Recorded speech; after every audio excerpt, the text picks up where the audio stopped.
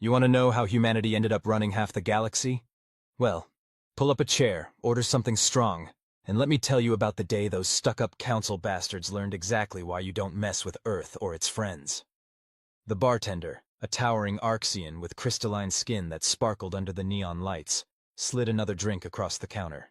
Their faceted eyes reflected genuine curiosity, rare for a species that usually regarded emotional display as uncouth. "This better not be another one of your tall tales, Marcus," they chittered, mandibles clicking in amusement. I took a long sip of the iridescent liquid, savoring the way it burned down my throat. Tall tales? Me? I'm wounded, Crix. When have I ever exaggerated? There was that time you claimed humans invented faster-than-light travel while trying to make better coffee machines. That's completely true! The quantum compression field was originally designed to extract the perfect espresso shot. The fact that it accidentally created a localized space-time bubble was just a happy bonus. I grinned, then sobered slightly. But this one's different. I was there on the bridge of the TS Righteous Fury when it all went down. The bar had grown quieter, other patrons drifting closer. Stories about the Great Liberation weren't uncommon, but first-hand accounts from someone who'd served on one of the legendary 7 ships? Those were rare enough to draw a crowd. It started, like most galaxy-changing events do, with a bureaucratic meeting. The Galactic Council chamber was everything you'd expect from a governing body that had ruled known space for 50,000 years. Grotesquely opulent, needlessly vast, and designed to make anyone addressing the council feel like an insignificant speck of cosmic dust. Ambassador Reyes stood at the center of it all, maintaining perfect diplomatic composure despite the fact that she'd been kept waiting for 6 hours. The council had a thing about making younger species wait, apparently thinking it taught patience and humility. They hadn't quite figured out that humans just used the time to catch up on paperwork, watch cat videos, or in Reyes's case, mentally compose increasingly creative insults in 17 different languages. "The council recognizes Earth's representative," the chief speaker finally announced, their voice dripping with the special kind of condescension only achievable through millennia of practiced superiority. "Honorable Council," Reyes began, careful to use exactly the right amount of emphasis to make honorable sound like a mild insult while remaining technically respectful. "I come before you today with grave news. Our long-range sensors have detected Ravager fleets massing along the borders of Mythari space. We request immediate authorization to move our defense forces to assist our allies." "Denied," the chief speaker interrupted, not even bothering to consult the other council members. "The Mythari chose to align themselves with Earth rather than accept the council's protection. They must face the consequences of their decision." Reyes felt her diplomatic smile freeze in place. "With respect, the Ravagers aren't a natural threat. They're bioengineered weapons created by the Council during the last expansion war. You have a responsibility." "The Council's responsibilities do not extend to species who reject our authority," another council member cut in, their tentacles writhing in what passed for amusement among their kind. "Perhaps this will serve as a useful lesson to other races considering alignment with Earth over proper Council membership." And there it was, the real reason behind the Council's refusal. The Mythari weren't being abandoned because they'd allied with Earth. They were being sacrificed to send a message.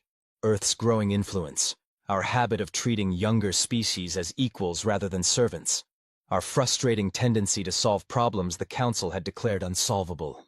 We'd become too much of a threat to their carefully maintained order. "I see," Reyes said quietly. "Then I should inform you that Earth considers the Mythari people under our protection.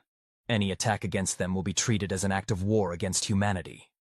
The chamber erupted in theatrical gasps and murmurs of outrage. The chief speaker rose to their full height, looming over the human ambassador. "You dare threaten the Council? Earth is but an infant among the stars, barely out of its cradle. Know your place."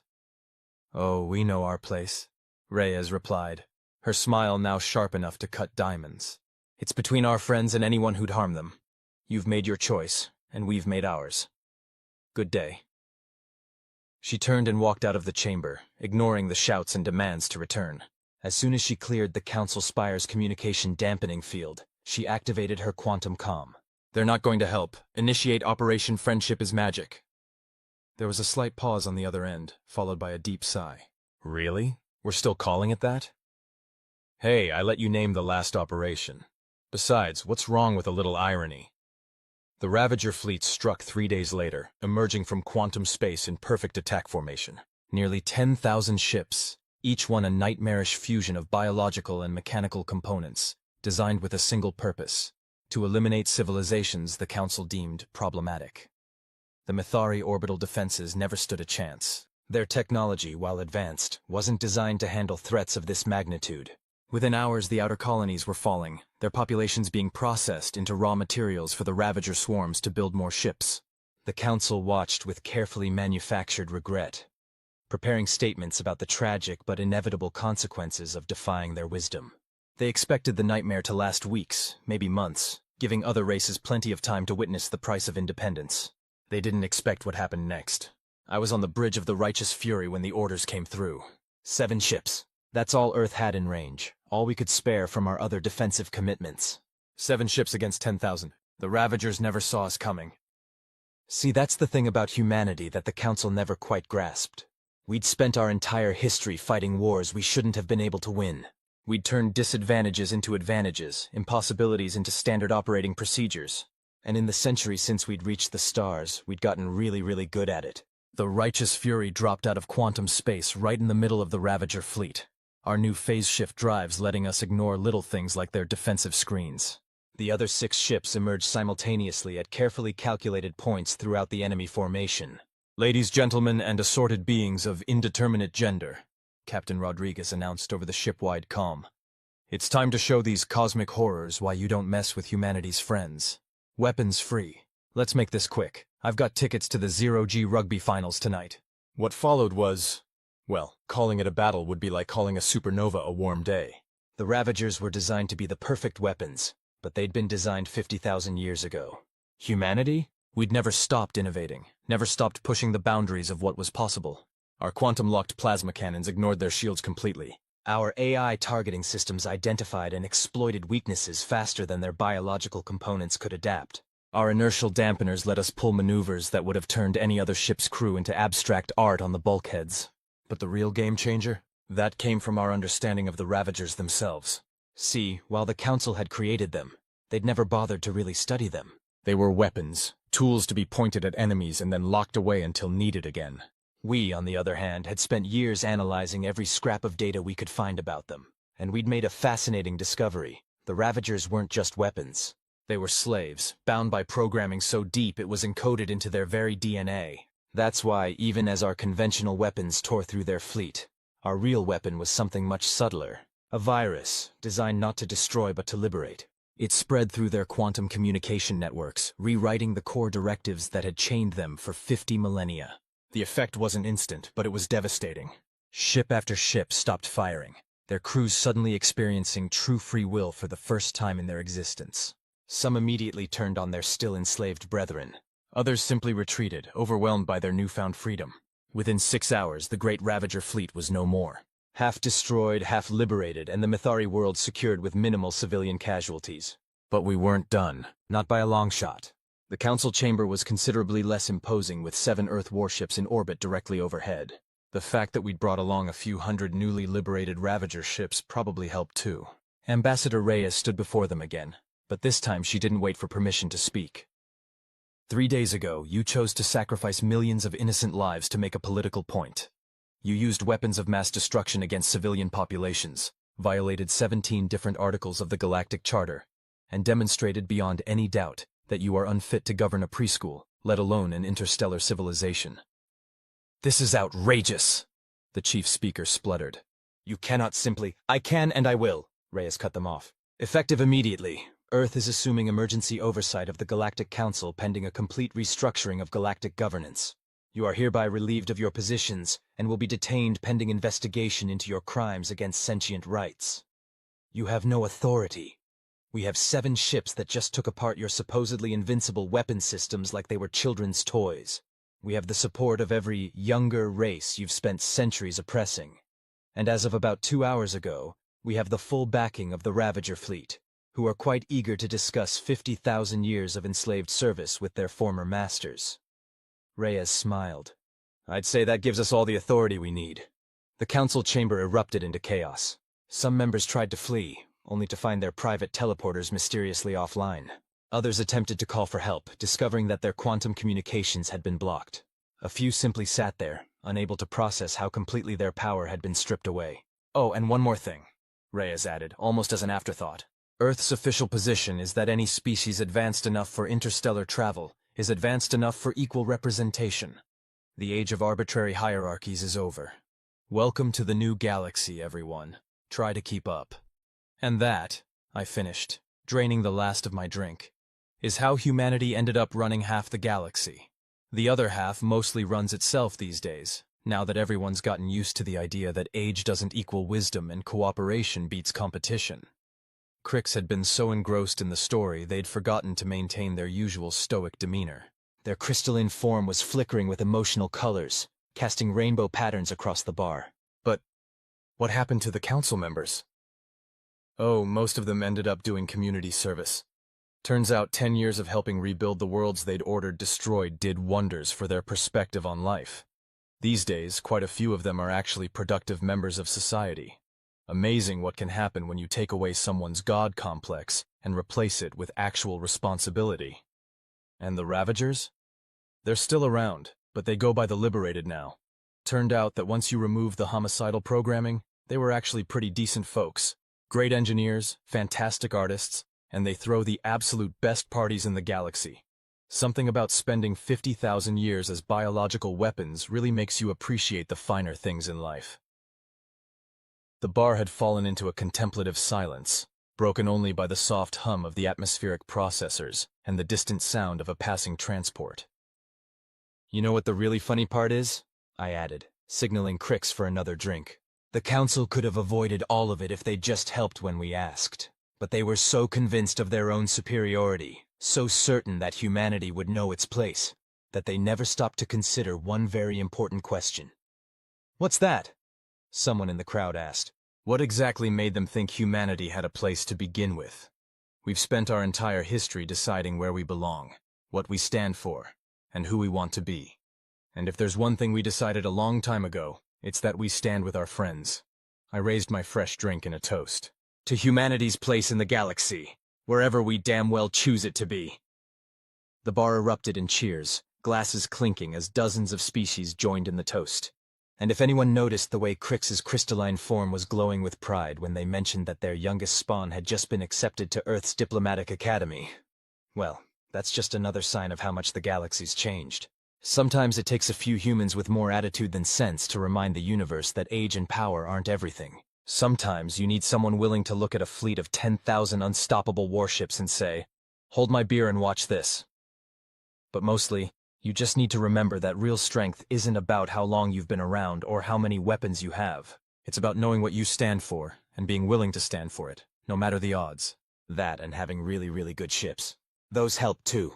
Wait! A young Mithari scholar piped up from the corner, their bioluminescent spots pulsing with excitement. That can't be the whole story. What about the Battle of Nexus Point, or the Great Reconciliation? I couldn't help but laugh. Kids done their homework. Though I notice you're conveniently asking about the parts that make humans look even more impressive. The scholar's spots turned a sheepish pink. Well, they are particularly fascinating examples of human ingenuity. And dramatic flair, Crix added, already preparing another round. Though I've always wondered about the real story behind Nexus Point. The official records are surprisingly vague. Vague? I snorted. That's a diplomatic way of putting it. Fine. Since you're all so interested in ancient history. It was 12 years ago. Someone in the crowd interrupted. Like I said, ancient history. Now, where was I? Ah, yes, Nexus Point. See, after we dealt with the council and started setting up the new governmental system, we ran into a slight problem. Turned out that managing a galaxy is a bit more complicated than anyone expected, especially when you're trying to balance absolute equality with practical governance. The Nexus Point station was supposed to be the answer. A massive construction project combining the best technology from every member species, designed to serve as the new seat of galactic government. Picture a Stanford torus the size of a small moon. But instead of one ring, it had 7, each one representing a different aspect of governance. Very symbolic, very impressive, very expensive. And as we discovered about halfway through construction, very much rigged to explode. The remnants of the old council, it turned out, hadn't quite accepted their retirement. They'd spent centuries building backdoors into pretty much every major construction firm in known space. Backdoors they were now using to turn our shiny new symbol of unity into the galaxy's biggest bomb. The real kicker? They didn't just want to destroy the station. They'd calculated things so the explosion would create a cascade effect through the quantum communication network, frying every connected system within 50 light-years. Would have knocked galactic civilization back about 3 centuries and killed billions in the process. We found out about it exactly 6 hours before detonation. I was actually on leave at the time, enjoying some well-earned vacation on one of Earth's orbital resorts. The call came in right as I was about to start a virtual golf game. "Marcus!" Captain Rodriguez's voice came through my personal comm, somehow managing to sound both amused and deadly serious. "Remember how you said you wanted a nice, quiet assignment after the council incident? Let me guess. Something's about to explode. An entire sector of space, give or take. How fast can you get to Nexus Point?" I looked longingly at the golf simulation, then sighed. "Give me 20 minutes to sober up and find pants." "Make it 15. Oh, and Marcus, bring that weird hobby project of yours, the one with the quantum entanglement experiments." "Captain, that's barely tested prototype technology. It could either blow up spectacularly or save trillions of lives. So, business as usual for us." That's the thing about humans that still confuses a lot of other species. We don't just think outside the box. We take the box apart, reassemble it into something completely different, and then use it to solve problems it was never designed for. My hobby project was supposed to be an improved quantum communication system, something to help ships coordinate better in battle. Instead, we ended up using it to create a localized quantum isolation field around the entire station. Cut it off from the rest of the network just long enough to contain the explosion. Did it work? Well, I'm here telling the story, aren't I? Though I will admit there were a few interesting side effects. Turns out when you mess with quantum fields on that scale, weird things happen. The station still exploded, but instead of spreading through the network, the energy got redirected into local space-time. Created what the scientists call a temporal inversion bubble. In normal person speak, the station blew up backwards. As in, all the explosion energy went in reverse, pulling the station back together instead of tearing it apart. The saboteurs were very confused when their perfect plan resulted in the station becoming about 30% more stable than it was originally designed to be. The really fun part was explaining to the construction crews why they suddenly had memories of building things they could now see were already built. The paperwork on that one took months to sort out. But the best part? The best part came about a week later, when we tracked down the ex-council members behind it all. They'd set up this elaborate hidden base in an asteroid field, very dramatic, very supervillain chic. They were all ready for us to come in guns blazing, had defenses set up for every possible approach. So naturally we didn't approach at all.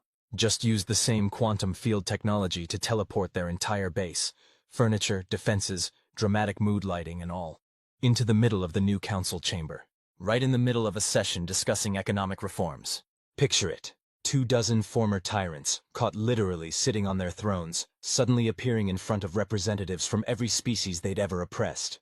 While the new security forces moved in to arrest them, Ambassador Reyes just looked up from her paperwork and said, "Ah, good. I was hoping we could address some outstanding issues from the previous administration. So glad you could join us." I hear the security footage of their faces is still used in diplomatic training courses as an example of what absolute loss of composure looks like across different species. But what about the Great Reconciliation? The Mithari scholar pressed, practically vibrating with enthusiasm.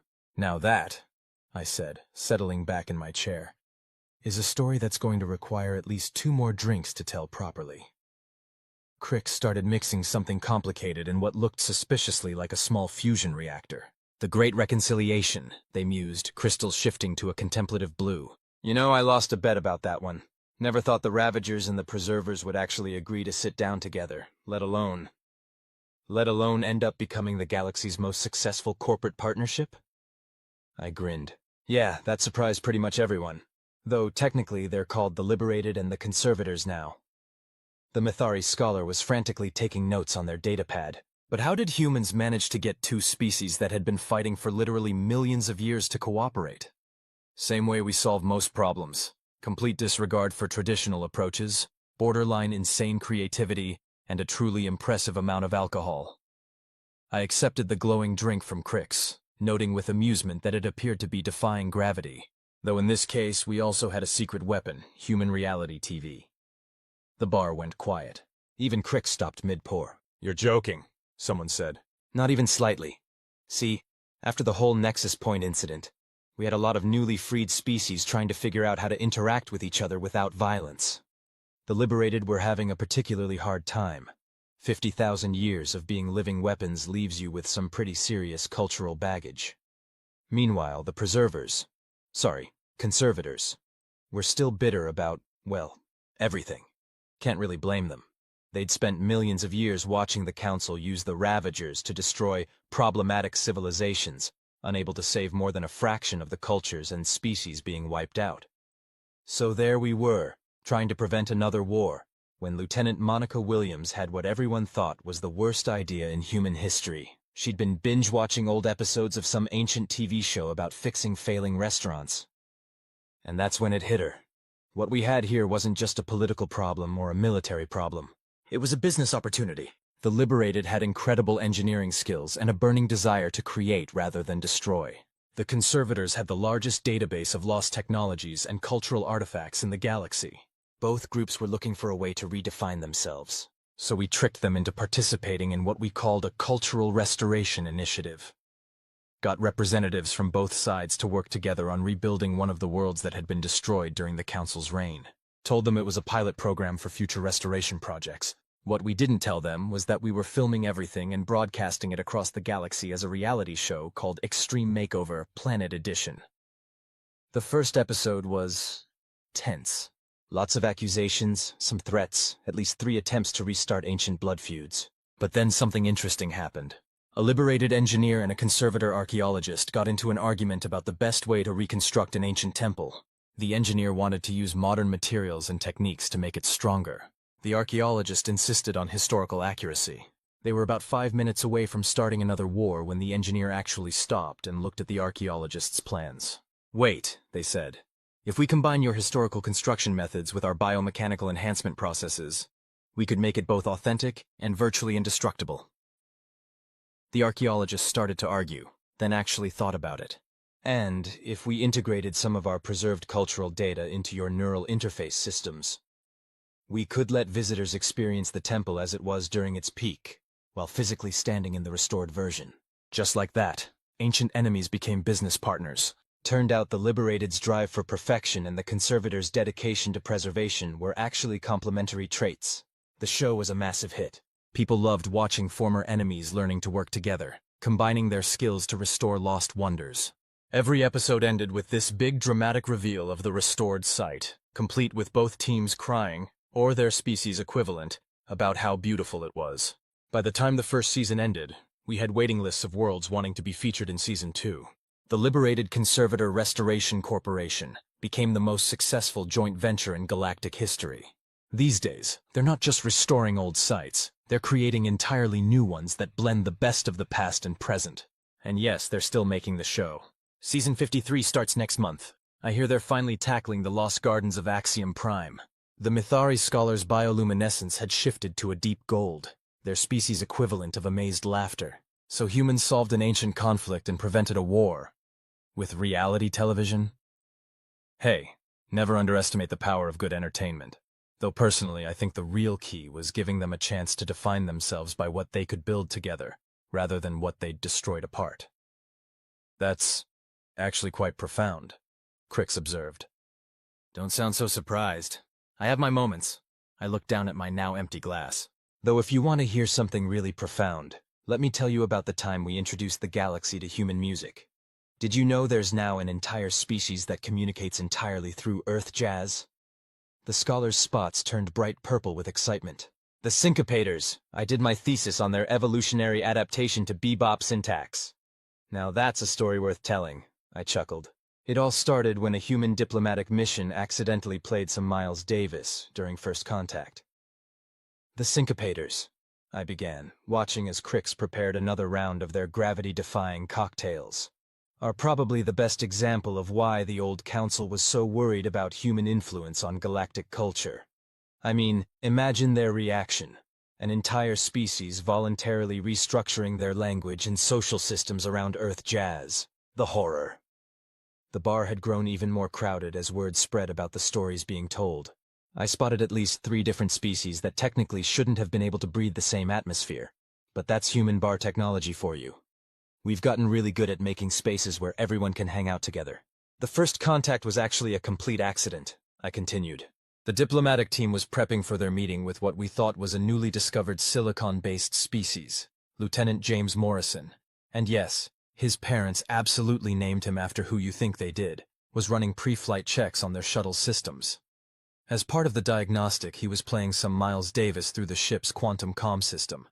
You know, just making sure all frequencies were working properly. Standard procedure. What he didn't know was that the species they were about to meet perceived quantum fluctuations as their primary sensory input. The Mithari scholar's spots shifted to a pattern I recognized as intense concentration. So when the music played through the quantum comm, they experienced it as a direct neural input, yeah. Picture an entire species simultaneously experiencing Kind of Blue as their first contact with alien life. The effect was dramatic. I paused to take a sip of my drink, which seemed to be trying to escape the glass in small, rhythmic pulses.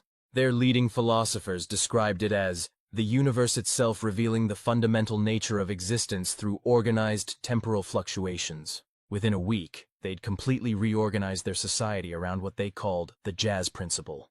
The jazz principle? Someone in the crowd asked.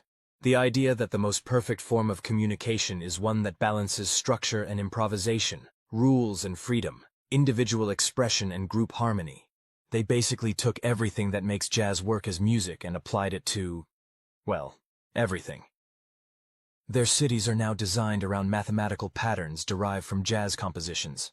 Their political system operates on what they call the improvisational model. Representatives take turns leading while others support and respond, just like musicians in a jazz combo. Their children learn quantum physics through what we'd call scatting. But the really interesting part? They started innovating, taking the basic principles of jazz and evolving them in ways even humans hadn't thought of. They developed new instruments that could only be played by manipulating quantum states directly, created musical forms that exist in four-dimensional space-time. There's this one piece they composed called the Symphony of Quantum Entanglement that can only be properly experienced if you're simultaneously present in 3 different locations across space-time. Critics have called it either the ultimate expression of artistic unity or complete nonsense, depending entirely on which quantum state they were in when they reviewed it. Crix's crystalline form had taken on a subtle rhythmic oscillation. I heard they're working on something even bigger now. Something about music that can be heard through gravitational waves? The Gravity Well Blues Project, the scholar confirmed, their spots pulsing with academic excitement. They're attempting to use the gravitational fields of binary star systems as cosmic instruments. The theory is that with precise enough manipulation, they could create music that could be experienced anywhere in the galaxy simultaneously. Now that, I laughed, would have given the old council a collective aneurysm, but it's not even the craziest example of human culture changing the galaxy. Wait until you hear about what happened when we introduced the Hive Collective to human comedy shows. The sitcom Schism? The scholar's spots turned a bright, interested pink. That's actually connected to my secondary research focus. The impact of human humor on collective consciousness species is fascinating. Did you know that the Hive Collective's division into separate friend groups after watching Friends led to the first major advancement in their evolution in over 10 million years? Oh, you're going to love this story then, I grinned, settling back in my chair. Picture this, a species that's existed as a single shared consciousness for millions of years, suddenly being introduced to the concept of individual personalities through syndicated television. The best part? It all started because someone left their tablet playing in the Hive Embassy break room. The cleaning staff, who were technically all the same being, got curious about why the humans kept gathering to watch this show during their lunch breaks. Next thing you know, different parts of the Hive are arguing about whether Ross and Rachel were really on a break. The sitcom Schism, I continued, watching as Crix somehow managed to make a drink that looked exactly like a miniature solar system, is probably the best example of how humans can accidentally revolutionize an entire species just by being, well, human. The Hive Collective had been a single shared consciousness for so long that they'd forgotten what it was like to have individual thoughts. They were efficient, sure, but about as creative as a quantum physics textbook. Their architecture was all identical cubes. Their art was just precise geometric patterns. Even their name was boring. They literally called themselves the Hive Collective because coming up with something more original would have required independent thinking. Then some junior diplomat left their entertainment tablet in the embassy break room. The cleaning staff, which was technically just different bodies sharing the same mind, got curious about why humans would spend time watching other humans pretend to do things. At first, they approached it like a scientific study. They analyzed episode structures, cataloged recurring phrases, mapped out character relationships like they were plotting quantum trajectories. Very logical, very methodical, very hive mind. But then something weird started happening. Different parts of the collective began developing preferences. The Mithari scholar was practically vibrating with excitement. The first divergence. Exactly. It started small. Some nodes of the collective thought Ross and Rachel should stay together. Others argued they weren't right for each other. A small but passionate subset insisted that Joey and Phoebe were the show's true romantic core. Before long, different sections of the hive were requesting control of specific bodies during broadcast times, so they could watch with others who shared their opinions. They started forming viewing groups. They began developing inside jokes. Some even started trying to recreate human foods they saw on the show. The real turning point came during what historians now call the Central Perk Incident. A group of hive bodies had converted one of their identical geometric buildings into a replica of Central Perk, complete with an oversized couch. When other parts of the collective complained about the inefficient use of space, the viewing group did something unprecedented. They refused to share their experiences with the main consciousness. For the first time in millions of years, part of the hive collective chose to keep thoughts private. It was like a dam breaking. Suddenly, different sections of the hive were experimenting with individual identities. Some started watching other shows, developing their own tastes. A group that got into The Office began practicing deadpan humor, which was particularly challenging for a species that had previously only had one pan. Within a year, the once unified hive had split into thousands of smaller collectives, each with their own personality and interests. The Friends fans stayed traditionalist, focusing on relationships and social dynamics. The Star Trek group became obsessed with space exploration and started developing new technologies. The Great British Bake Off collective revolutionized their species' approach to chemical engineering in their quest to create the perfect Victoria sponge. But here's the really interesting part. They didn't completely separate. Instead, they developed what they call optional consciousness sharing. Think of it like a social network where you can choose who to share thoughts with and when. They even created their own version of reaction GIFs using shared memory packets. Crix's crystalline form flickered with amusement. Is that why the Hive Embassy now has 6 different break rooms, each themed after a different TV show? 7, actually. They just added a Brooklyn Nine-Nine room, complete with working Halloween heist protocols. The scholar's spots had formed into what I recognized as their species equivalent of a raised eyebrow. But surely the cultural impact didn't stop there. I mean, once they discovered streaming services... Oh, that's a whole other crisis, I laughed. Ever tried explaining binge-watching to a species that experiences time collectively? The just one more episode temporal paradox nearly collapsed their entire civilization. Had to call in specialists from 3 different dimensions to sort that one out. Though, if you think that's wild, wait until you hear about what happened when we introduced them to social media. Ever wondered why there's now a quantum-entangled version of Twitter that operates backwards through time? The bar had grown so quiet you could hear the ice cubes in my drink defying physics. Even Crix had stopped mixing drinks, their crystalline form reflecting eager anticipation. Well, I began, settling deeper into my chair. It all started when someone tried to explain the concept of posting from the future to a species that could literally do exactly that. The stories never end.